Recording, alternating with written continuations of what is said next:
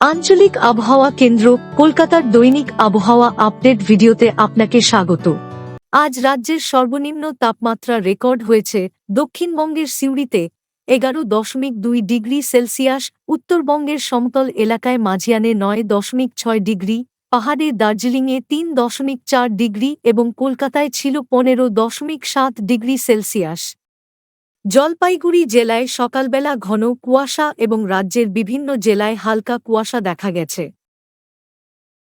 বর্তমানে রাজ্যের স্থলভাগ অংশে কোনো উল্লেখযোগ্য আবহাওয়াগত পরিস্থিতি নেই। আগামীকাল দার্জিলিং, জলপাইগুড়ি ও কোচবিহার জেলায় ঘন কুয়াশা এবং পরবর্তী দিনে জলপাইগুড়ি ও কোচবিহার জেলায় ঘন কুয়াশার সতর্কতা থাকছে।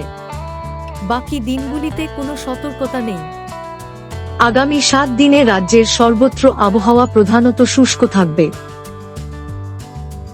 আগামী 5 দিন উত্তরবঙ্গের জেলাগুলির 1-2টি স্থানে এবং আগামী 3 দিন দক্ষিণবঙ্গের জেলাগুলির 1-2টি স্থানে সকালের সময় হালকা থেকে মাঝারি কুয়াশার সম্ভাবনা রয়েছে। আগামী 7 দিনে পশ্চিমবঙ্গের জেলাগুলিতে রাত্রিকালীন তাপমাত্রায় উল্লেখযোগ্য কোনো পরিবর্তনের সম্ভাবনা নেই। আবহাওয়া সম্পর্কিত আরও আপডেটের জন্য আমাদের অফিসিয়াল ওয়েবসাইটটি অনুসরণ করুন।